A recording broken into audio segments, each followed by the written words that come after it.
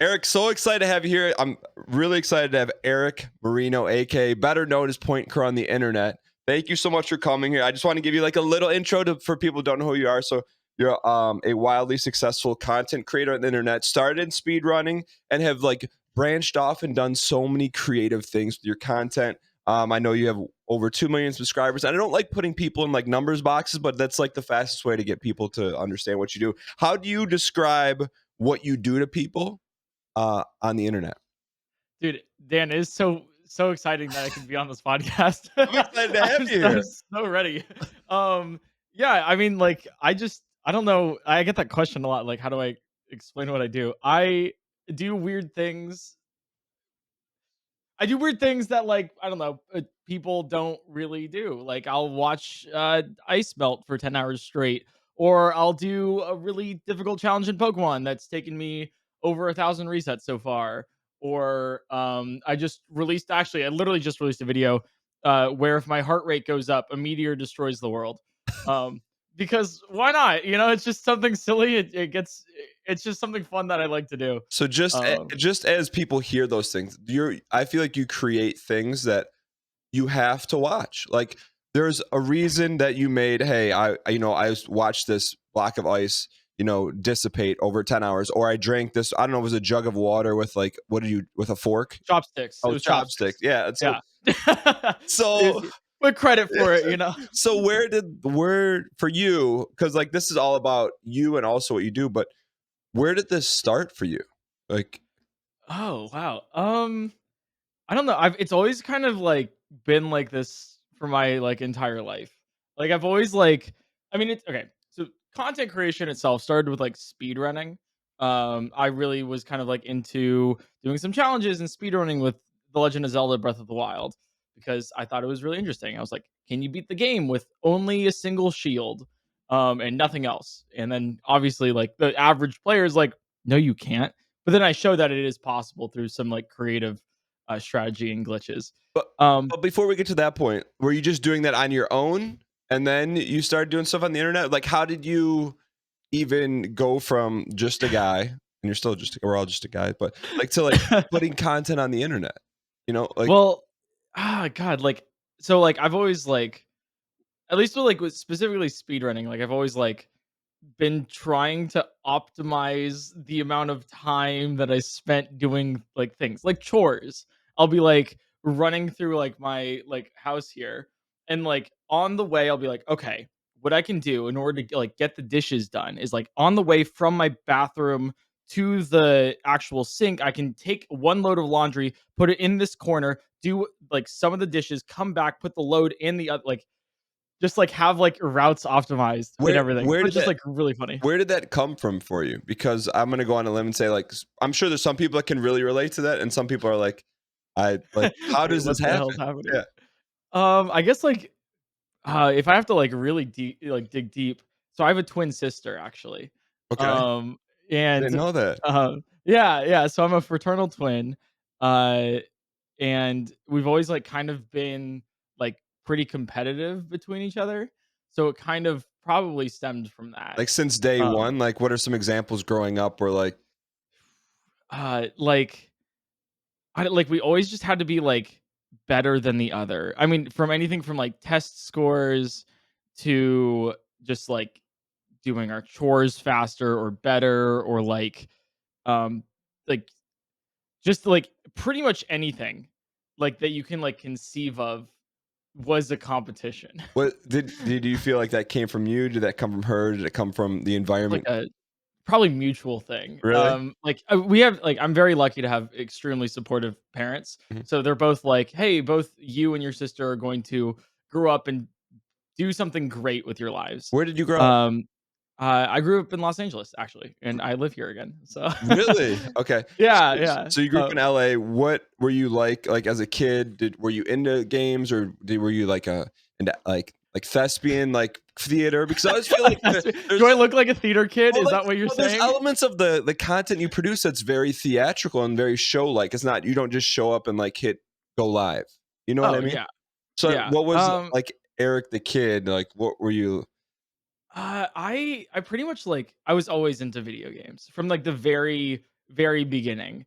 I was extremely young. I was on like I distinctly remember like one of my first like encounters with a video game was I was on a cruise with like some of my cousins, right? When I was like 6 years old, Okay. 7 years old, which is too young for somebody on a cruise.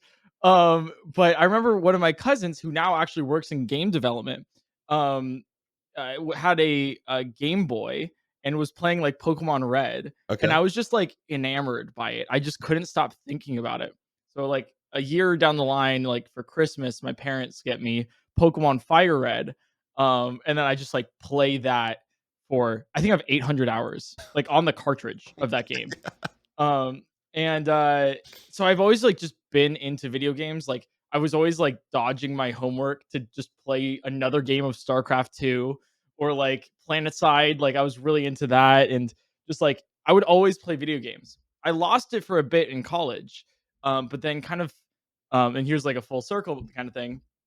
I kind of like I've always like been into YouTube as well, just watching, being interested. I was a huge early Let's Play fan, like when all of the Yeah. older content creators were doing like Let's Plays and everything. And so there was this moment in college that it kind of combined where I kind of started hearing about streaming, like live streaming in like 2018, 2019. There's this one video that I watched from Disguised Toast specifically that was like, here's how content creators get revenue.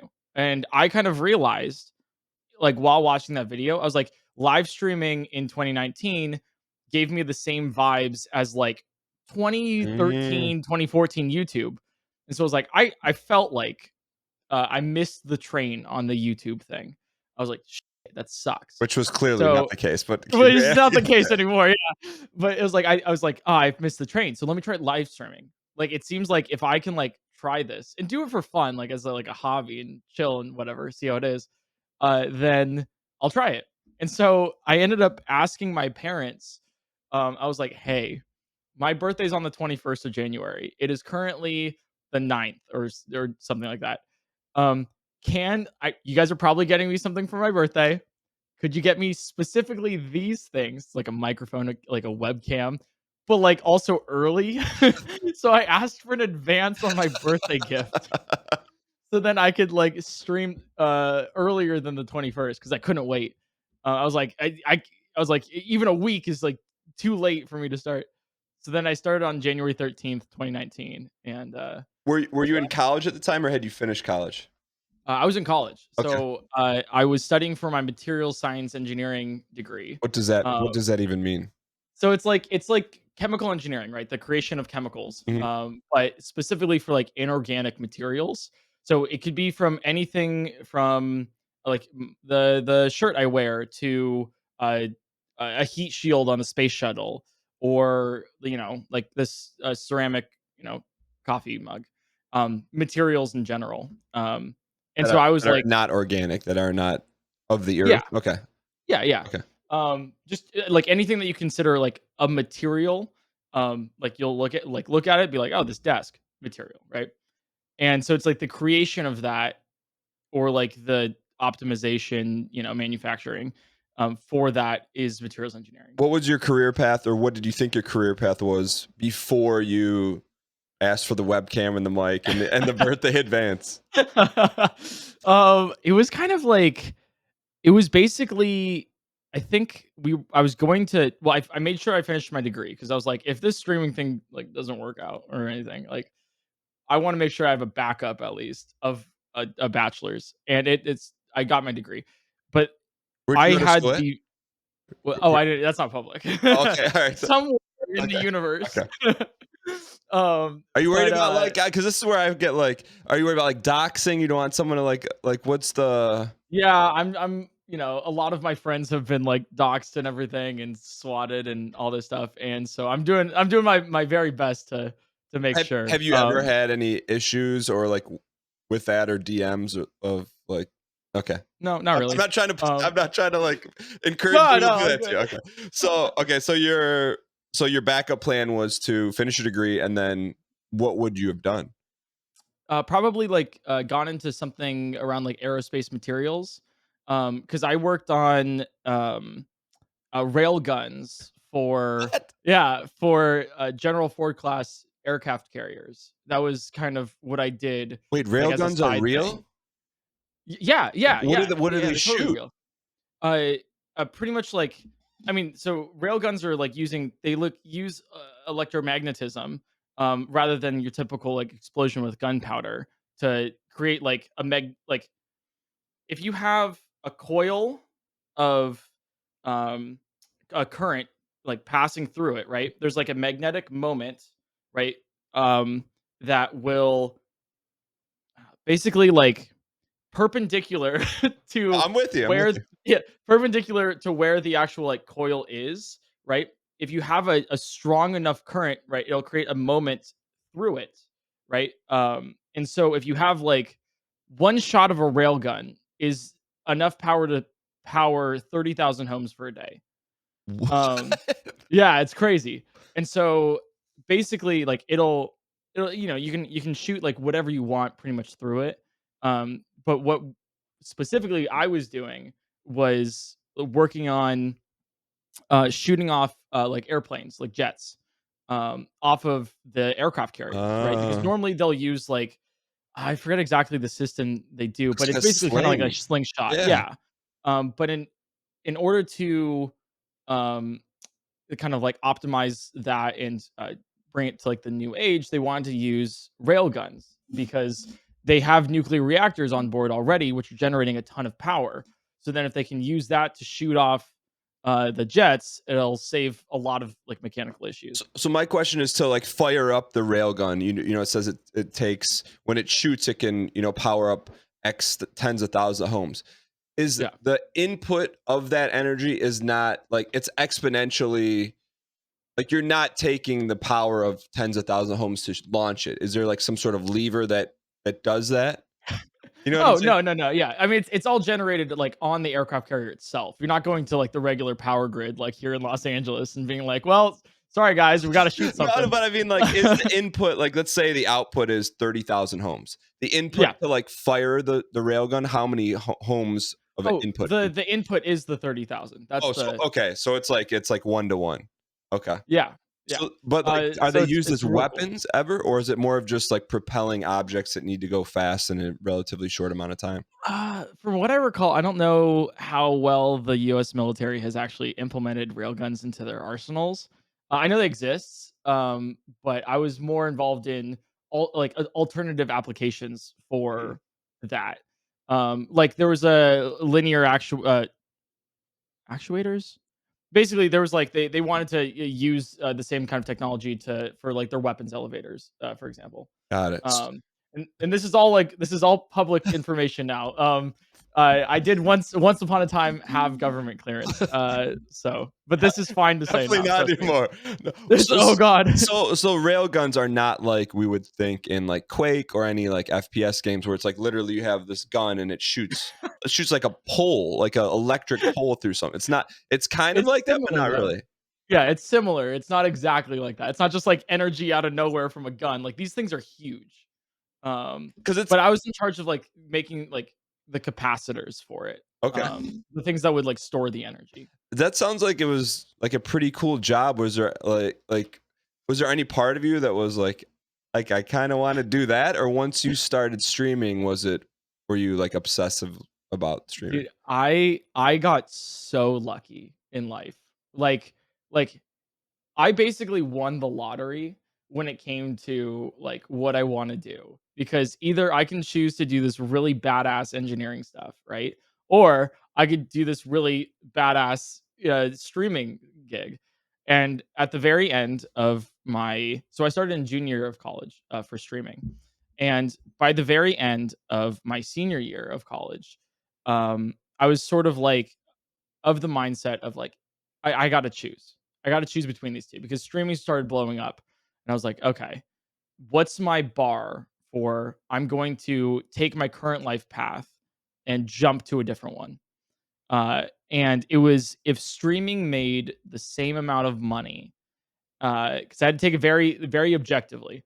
That's just like how my mind works. It's like if streaming made the same amount of money as a year of aerospace materials engineering. And it did. By the time of graduation, it would make the exact same amount regardless of what I chose. So I chose the one that I thought I would have more fun in.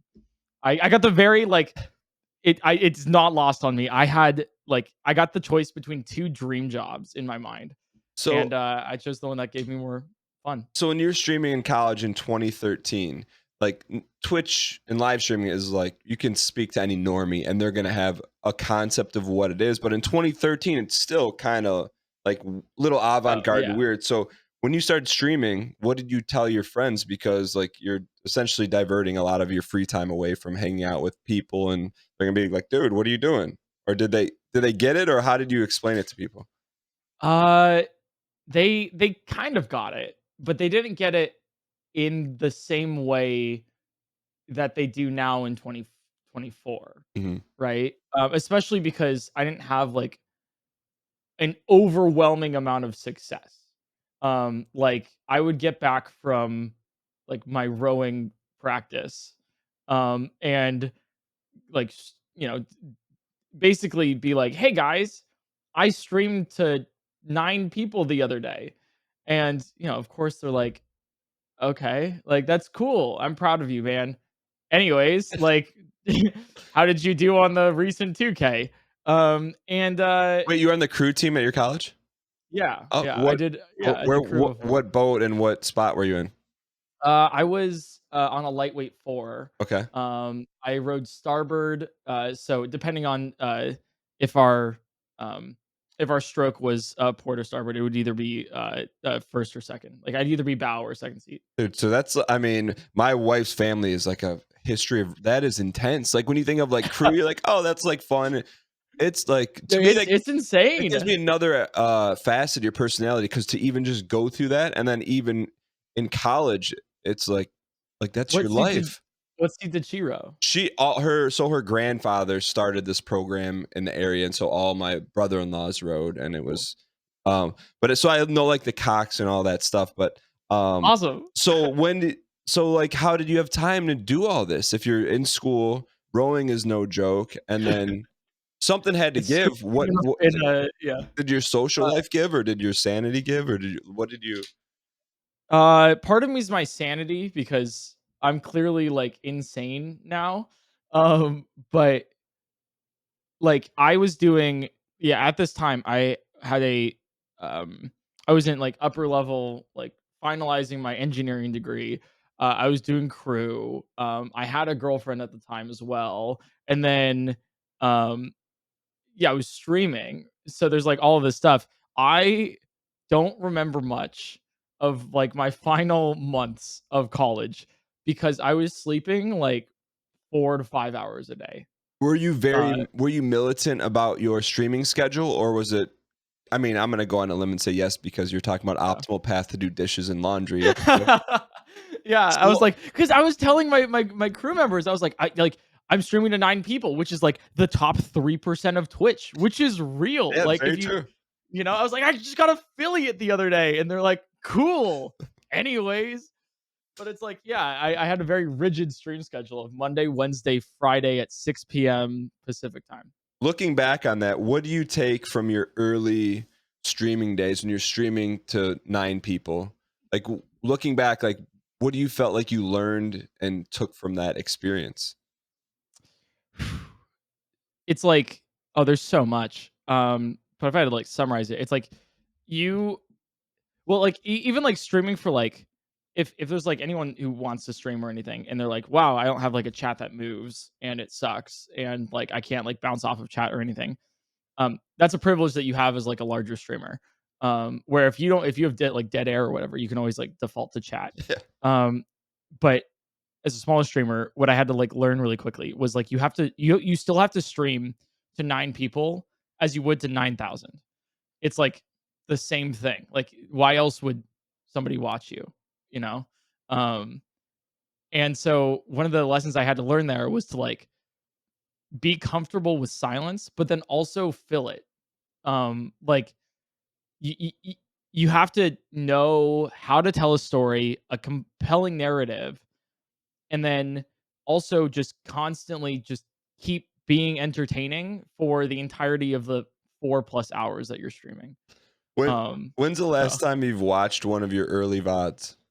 Actually, yesterday. Really? Like, yeah, I like not even that's crazy you asked that.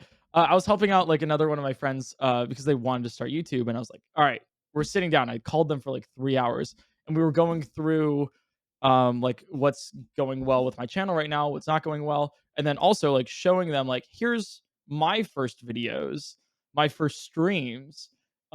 Look how they are, and look how like not great they are. And the thing I told them, I was like, your first video that you just put out, it's good. It's not a bad video. You know, it's pretty good. But it's also going to be a bad video. Like it's your next video is going to be better, and then the video after that's going to be better and better and better if you keep like iterating on your own process and making it more and more entertaining. So much so that in a year time, you'll look back at that first video and be like, "Damn, that could have been a lot better." So so as you're streaming and you have the success early in like college, but you there's also it wasn't luck. I mean, there's a lot of thought and hard work behind it. When was it that you're like, okay, this is an idea that I had that I executed on that now is giving me a chance to have a shot to go full time or to make as much as a aeronautical engineer? There's a moment in 2020, or sorry, 2020. I started my YouTube channel in August of 2020, 2019. And so in 2020, after a couple of videos that I posted, were doing like relatively well. There was one video that I posted that went absolutely viral on YouTube. It was a Breath of the Wild sort of challenge video where I was playing around with this glitch, where you can take the character Sidon outside of his designated area. And so I it's called like taking Sidon to Gerudo Town, will they let him in? I think that's the video title. And you glitch him out of his area, and then the Gerudo Town, like it only allows women inside of the town in Breath of the Wild. So I was like, okay, Sidon is this fish man, right? Will they let him in if you bring him to Gerudo Town? And that was the whole video. That was just the whole thing. And for some reason, it got like 100, 200,000 views in a couple days, and it absolutely blew up my YouTube channel because the thing that I did was very strategic because I knew that the content that I made before that was very good and very unique, and not many people like actually um, did something similar. There's not many like streamers or YouTubers that did it. How would you describe what the content is before you went viral? Like what how was it different? Oh, it was challenges in Breath of the Wild, like really interesting different things that nobody's ever done before. Like it was very unique. Like, can you beat Breath of the Wild with only bombs? Or can you do it without stamina at all? Like, you know, without one of the main mechanics. And there was no videos pretty much like that on Breath of the Wild. So those videos performed okay. They had like I think a maximum of like 8,000 views. Okay. And And are these videos you put a lot of time and effort into like editing? Okay. Yeah, yeah. And it was just like a lot of effort and everything. They just didn't hit an audience. But I knew I was like, well, once these do hit an audience, once something does give me that spotlight, then these people will stay. And that's like the kind of thing and kind of goal with starting out with content creation is like you want to make sure that your content is so good. So then when you get so that's the skill part, right? You want to make it so good. So then when you get the luck part of just a major audience or a light being shine on like shown on you, then you can keep them and be like, no, no, no, no. Like this is really good. You want to watch more. And so when that video of Sidon going to Gerudo Town went viral, the whole channel blew up. It wasn't just that one video. Like they would watch that video and then they would watch the entire channel. They would binge the entire thing. That had to Um, feel so amazing. yeah, it was great because I was like, wow, all of my hard work is like being paid off. And yeah, so that's like where that whole started.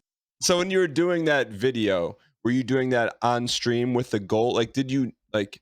I guess it's not really fair to ask, but it's not like you knew that one was going to go viral. You just knew like you have this process of doing these cool videos, and if you do it long enough, one's gonna pop. Is that fair to say?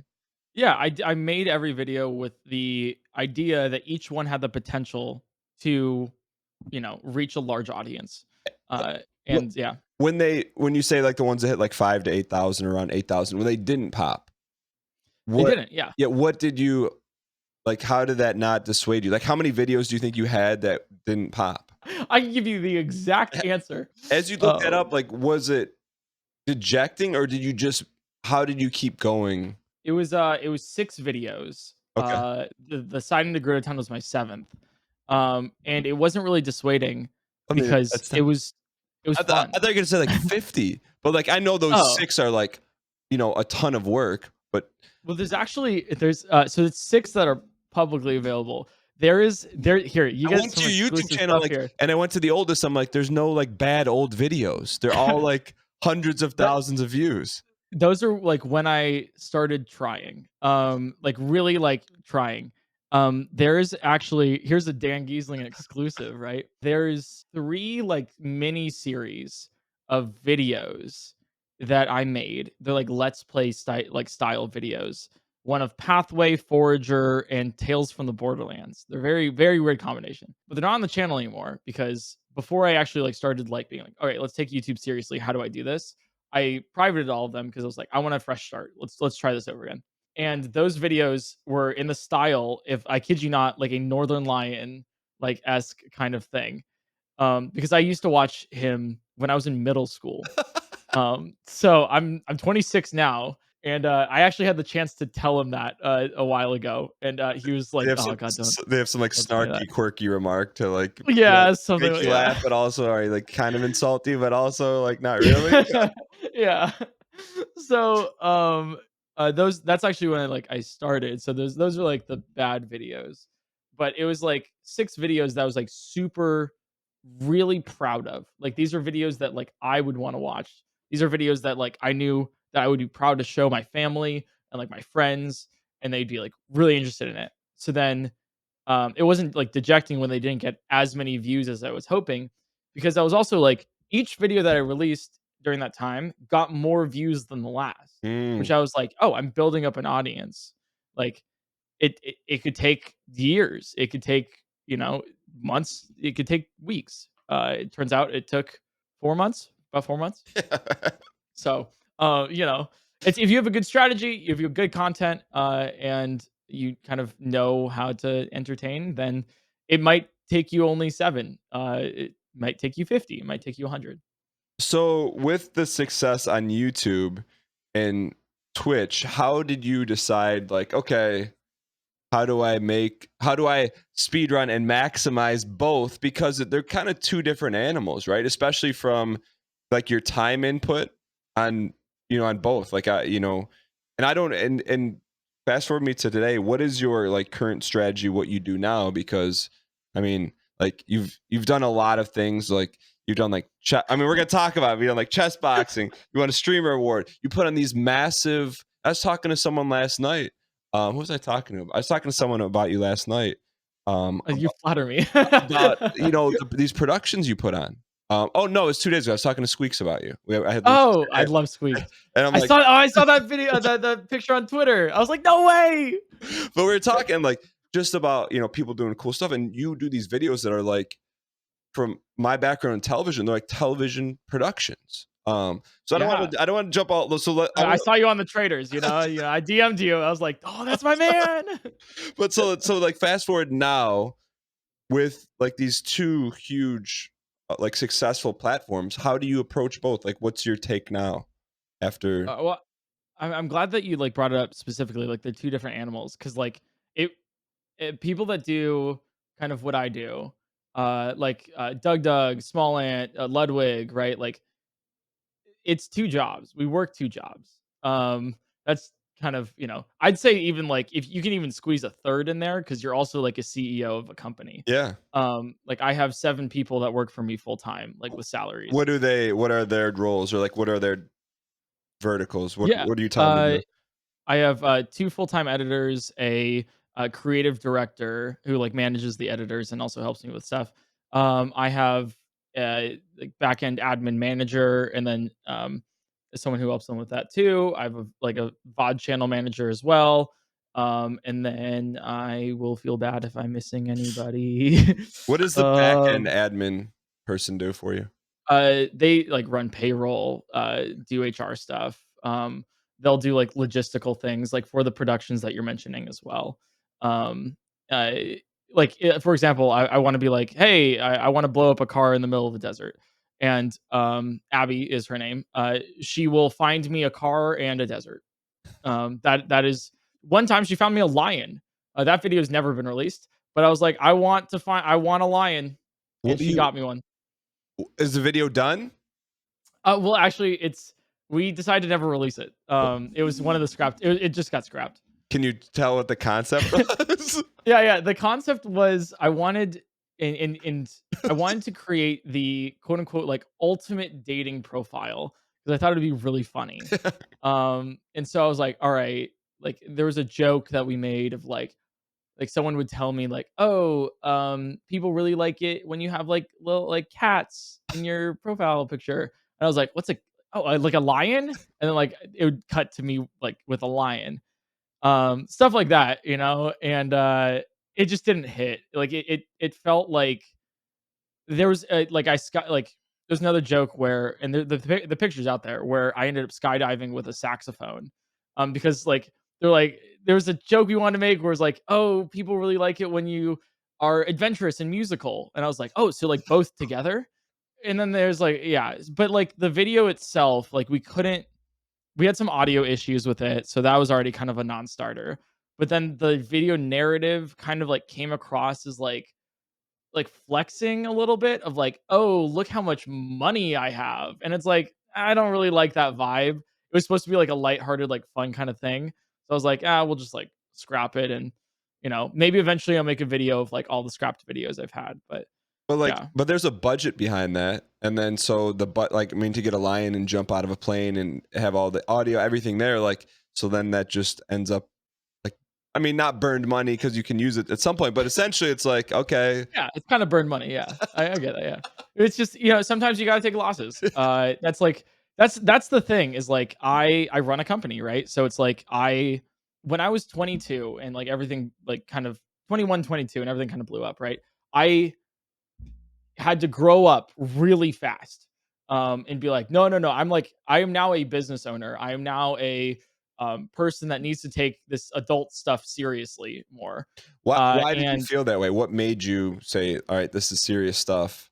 I was getting a lot of contracts in my like email, being like, "Hey, here's like all of these things. Here's like you're doing some merchandise, you're doing some sponsorships, you're doing all this stuff." So I had to very quickly like find a lawyer that I trusted, get an accountant, a financial advisor, and be like, "Here's my team, like my back end business team that can help me like make correct decisions because I am young, and I will make incorrect ones." Mhm. Um, It's and very wise of you as a young individual. well, I was also like, I knew that like as a younger person, right? Like all of the decisions that I make now will have compounding effects for when I'm older. So, I have that 401k now. Like I have my IRA or whatever it is. um, but I have an investment account as well. So then like all of the money that I put in, I think it's if you're 21, I think it's 21. Or is it 18? Regardless, it's like I think at 21, $1 put in is $26 that you'll have when you're 60, Um, with compounding interest. So it's like, oh, okay, like that's very nice. I would like that. So I'm like, streaming can't last forever, of and so course, I you want min to max, like try that. find a way to like min max, like. Yeah, no, like actually though, so to like answer your question about like how I do things now. Sorry, I get my No, no, brain works in it's tangents. great. You're doing great. Um, but the way that things work now is, I live stream. I'll come up with an idea, right, and then I'll live stream it, and make sure that's a very entertaining stream, and that's like the goal there. And then if it is an entertaining stream that I can see be turned into a sort of bottled YouTube video, then what I'll take is I'll pass that on to one of my editors.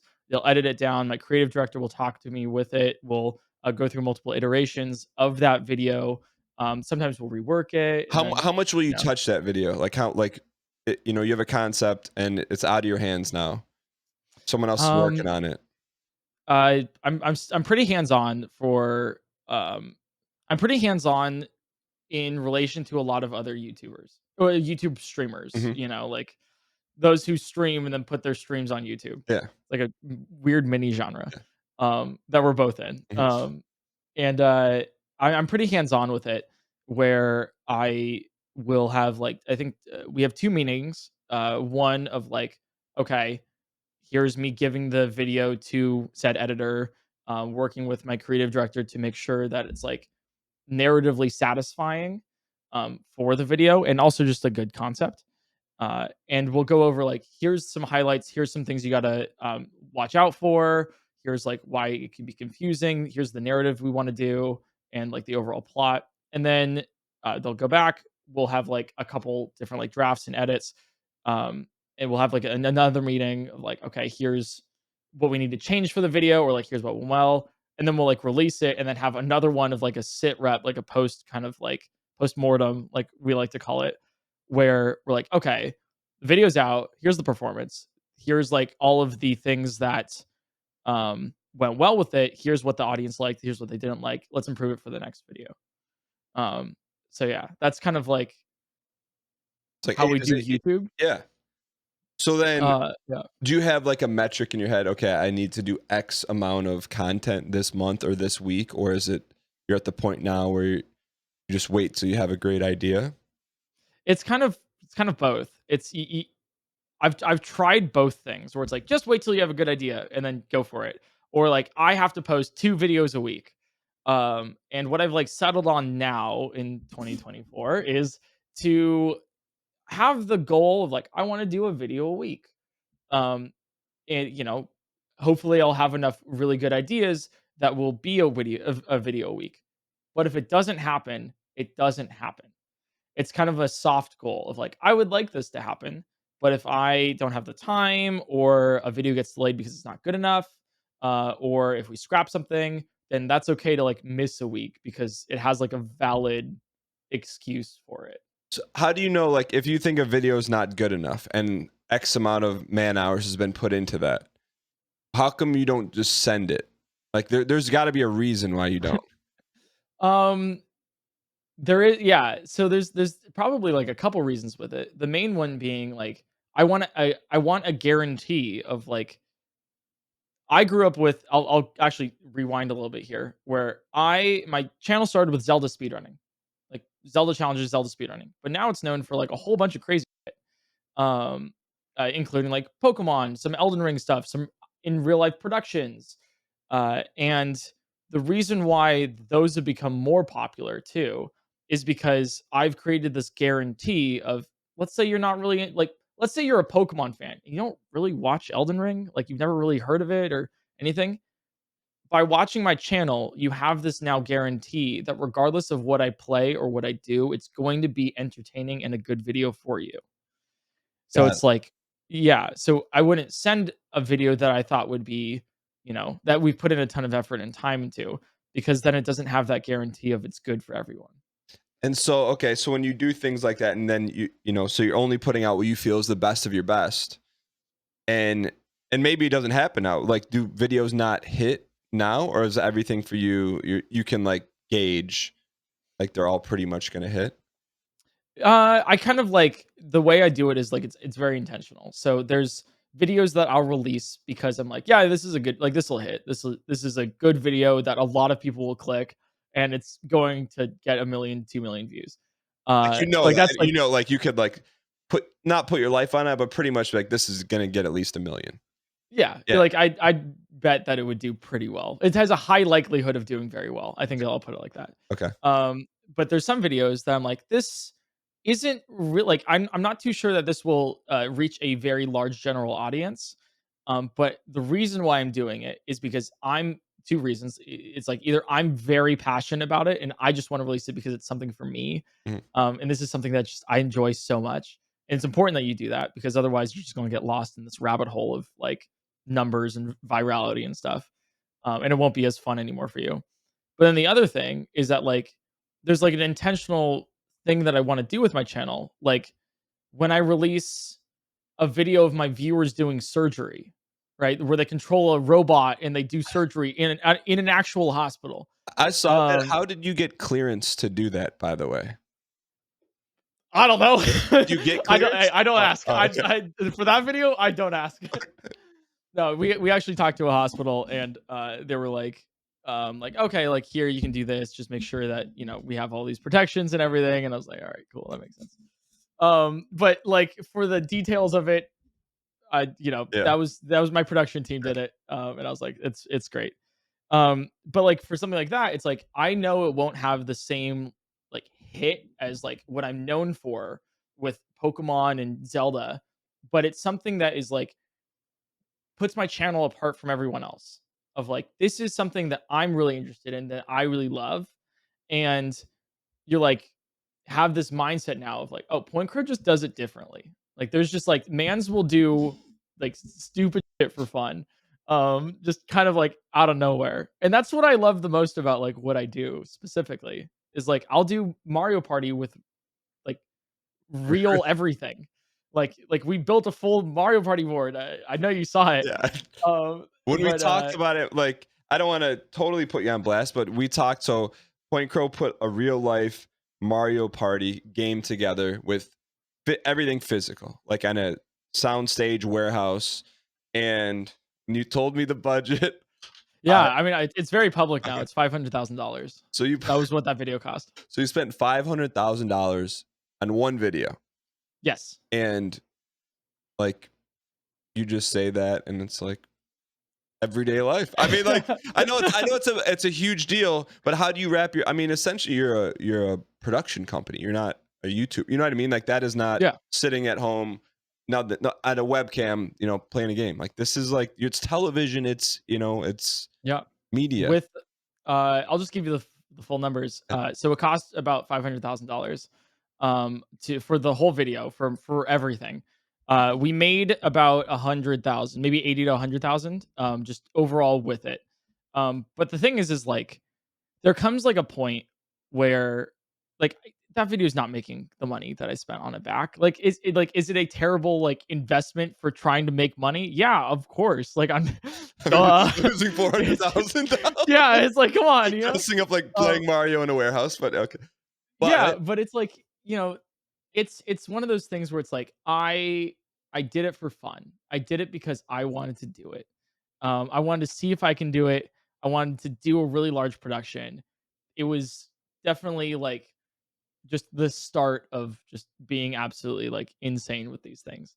Um and also like it was very intentional. It was I that same year, a couple months before it, actually 9 months before it exactly, I did a subathon where I became the 16th most subscribed streamer ever, 72,000 subs. And told everybody, I was like, I'm going to spend every single dollar that I've made here, plus every single dollar that I make this year. So in 2022, I spent every dollar that I made on content. I paid off my bills. I paid out everybody that works for me. And then I personally made zero profit, and I put everything towards the business. Um, and the loss so and the loss leader being you lose four. Were you happy with losing $400,000 on one video? yeah, I know it sounds crazy. I know it sounds like insane, but it's something that's so iconic in like my Point Crow lore on the channel, and it's so different from everything else that's like on the internet with it that I was like, yeah, no, this is something I'm extremely proud of. Like that video is one of my favorite videos like of all time, and it's my own video. Where I'm like, I put all of the effort, the blood, sweat, and tears for a full year into this video. Like we were working on that project for about a year, which is even crazy. That's a short production time for something like that. Um, and yeah, I was like, this, I'm not going to make money from this, but this is something that makes me happy. And it's also something that my viewers can get behind and be like, yeah, this was cool. Because I don't know, I want like a subscription. I want all the donation subscriptions and everything to like mean something to my viewers of like, oh, I'm making like the more that I put into this, like as a viewer, right? The more that I'll get out of it. So I was like, this is me putting my money where my mouth is. Of like, you give me a subscription, $5, that is going to go towards videos that you can watch later. So so when and I get it. Like I and it because it's not a total loss. Like so you lost $400,000 on one video, but it's also a piece of evergreen content that is like branding that you don't know. Like that could also lead into something that's you don't even know what happens. Yeah, It's not like and the other point is that video is never going away. It's like going to be a cornerstone. So I get it, but like when you tell your family and your twin sister like, hey, just flush 400 grand down the toilet. yeah. Yeah, and What do they they're say? like, "You're crazy, man. Like, you're insane." But they get it. They understand, like, my sort of business strategy with all of this, and they're like, "Okay, like, we're supportive." But they're also kinda like, "You're like, are you serious? Like, you spent that much?" And I was like, "Well, you know." And that's just the one that costs the most. Like, the surgery one was 100,000. The one where I did the largest elephant's toothpaste experiment, that was 40.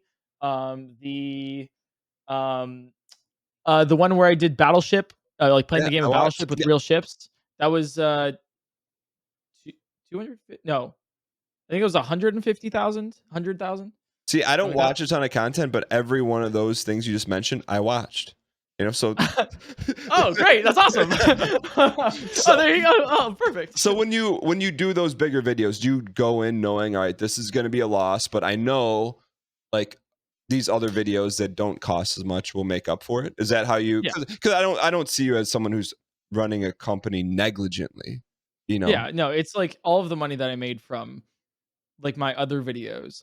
So, I don't make a lot compared to a lot of my coworkers personally. And that's by intention because I really like putting a lot towards my business. It's a passion project too. It's like a dream job that's fun. And I put a lot of it towards like I make a unfair amount of money. Like let's be honest. Like we all know it. It's just not fair. And I choose to spend a lot of that money just back into the content that I put in. And so the videos like um Pokemon, but I merged three games together, right? The cost of that video is like labor. That's it. Mhm. Just editing my like some of this like salary hours. That's really it. So it's going to make more money just by putting it out there. And so I'll take like a good portion of that profit and then put it towards my next project. Like I'll take some for me. I'll pay off the people that did the hard work for it as well. And then I'll make something else. It's like it keeps going. So for you, when you do a huge production, what and you're like, okay, what's the next thing? Do you know the next thing? Do you like sit in a fishbowl and be like, just start throwing ideas in a whiteboard, or is like how do you generate your ideas? I get together some of my closest friends and some of the people I pay, um, and we sit. This is actually exactly what we do. We sit on the couch and we're like, any idea goes. Doesn't matter budget. Doesn't matter like logistics. It could be physically impossible to do it, but we're gonna write down everything, and then we'll take a whiteboard out, and for the next like 3 4 hours we will just write down literally everything, and eventually we'll like narrow that down into I like these ideas the best, and then we'll eventually be like, all right, well these ideas physically cannot happen, or like I don't have the money for this yet. And there are ideas like that where it's like this would be amazing, I just don't have that budget. So it's like, yeah, we'll just kind of narrow that down. So I have an idea of what the next couple projects are, and they're being worked on currently. So they're really cool.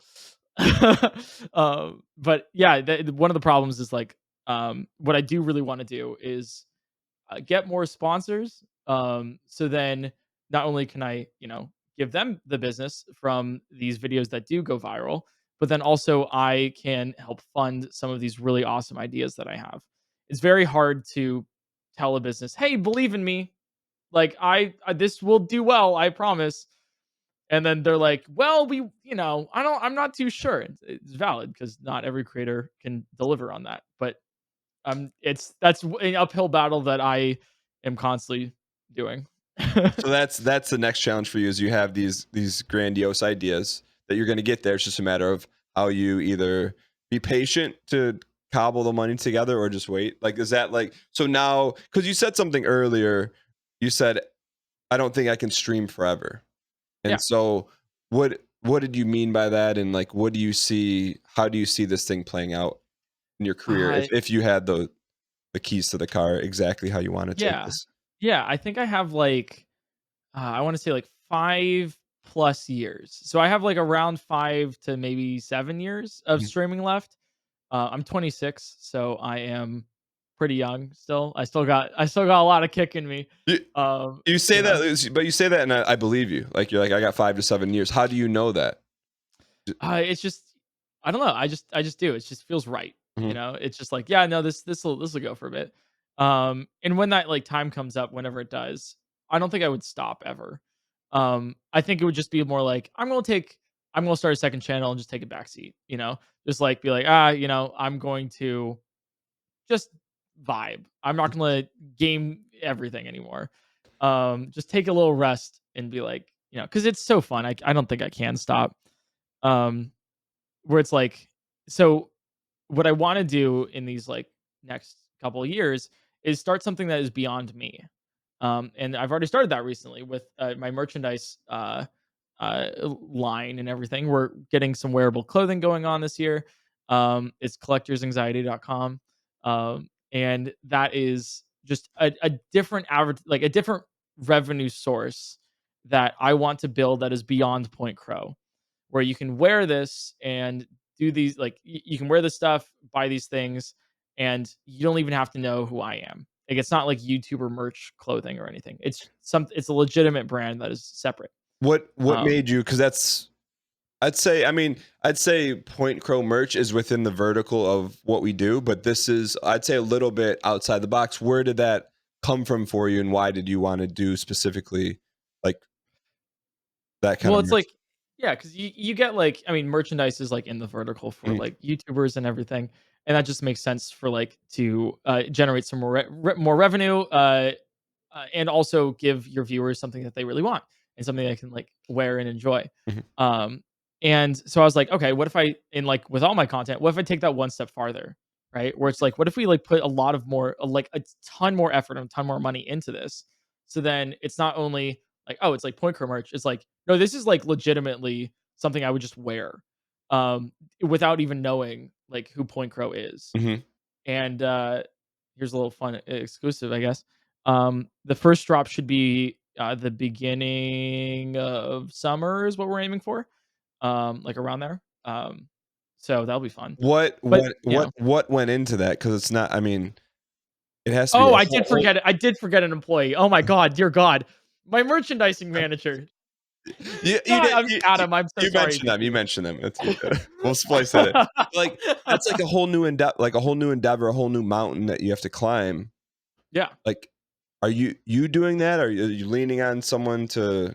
I have some friends who are helping out, and then also I've hired a a person to help manage the merchandise for me because I don't have enough time to do that in the day. And then actually my sister helps with because she's in fashion design. Oh. That's what she does for a living. And so she has helped out with pretty much every wearable clothing drop that we've ever done. And so I have a really good team behind me for pretty much everything.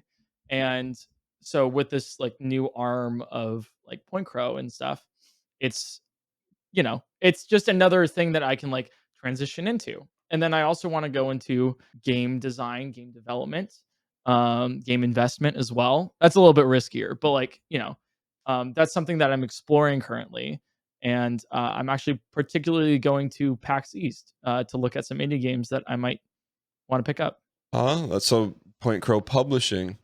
It- It's possible. That's awesome. That's so cool. Yeah. So It's like cuz like I can't stream forever. I can't do all of this forever.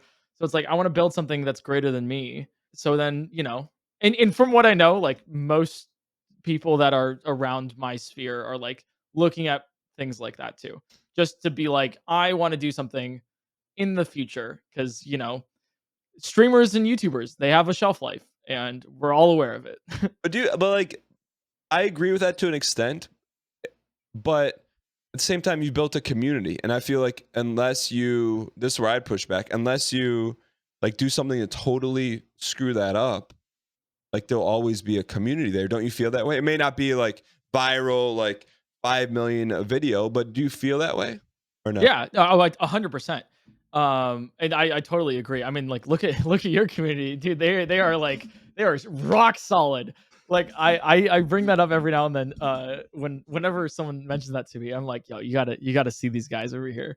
They're awesome. But but like you provide entertainment, and in this unique world that we're in, like you've created a world for people who have similar interests to always stick together and enjoy your content. So Yeah, I it's mean, like it's one of those things where I mean, like, in like 5, 7 years, like I'll probably still be making some content, just not to the degree that I have done before.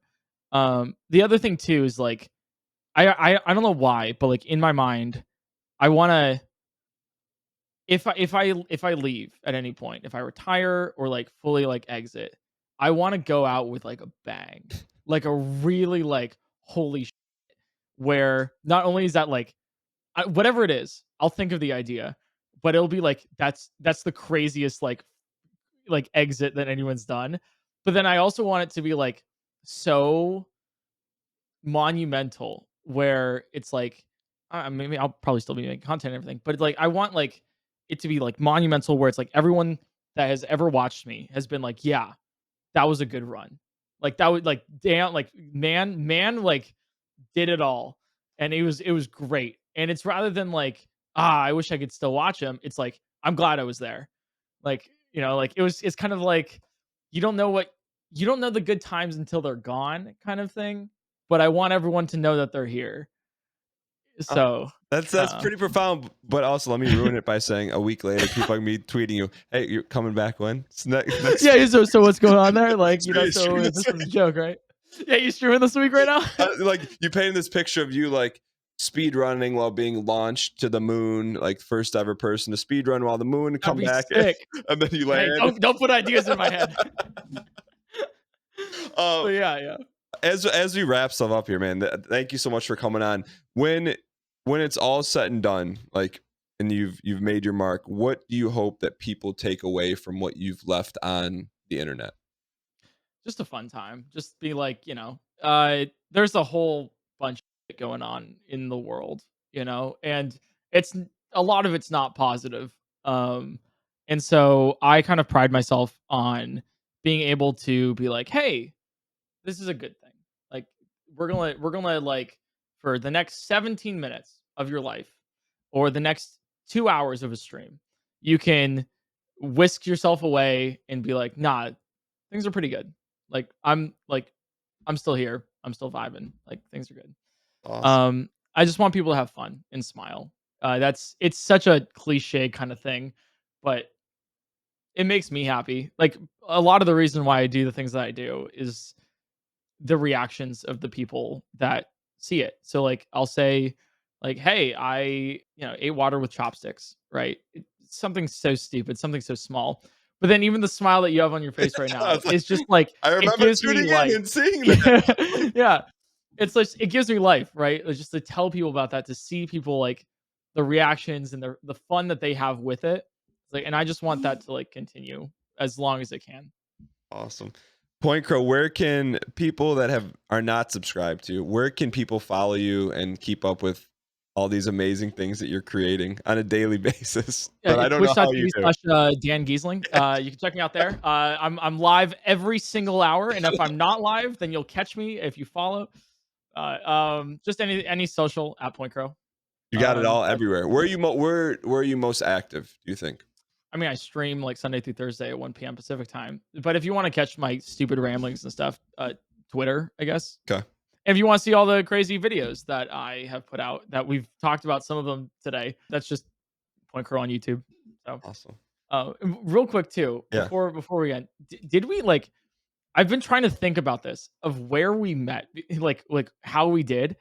Was it was it Battletoads? Was it Battletoads sponsorship? Oh, how you and I met. I was thinking like we met in person, but it was like hi bye. Oh, yeah, I yeah, couldn't yeah. tell That you was where at you were. TwitchCon, Was yeah. it TwitchCon? It was TwitchCon. I don't know how to do. I have I no think it was clue. a Battletoads sponsorship in 2020, late 2020 for Xbox. Was Like, it a competition? I think it was a competition. I've been racking my brain, and that's, like, where it goes. I'm not too sure. I'm not 100%. Hey, maybe your viewers can dig it up. But that is yeah, because I guess I never thought about. I never thought of like pretty much everyone. You can be like, oh yeah, I met them in chat or da da da da da.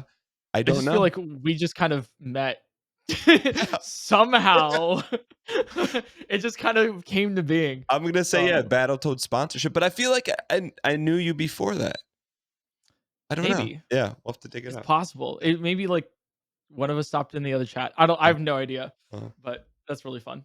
PointCrow, it was a pleasure. Thank you so much. It's I think a lot of people are gonna enjoy to get like a peek behind of like the Wizard of Oz curtain. You know, I This certainly has been did. one of my favorite interviews I've ever done. Like, Well, it's great. seriously. I mean, just to understand and you be so open about everything. It's I think a lot of people see your YouTube channel like, oh, that's awesome, but then like everything that goes into it is to me is even more cool. So Oh, thanks so thanks. much for spending time, and it was great catching up, man. Oh, of course. All right, we'll For talk sure. soon.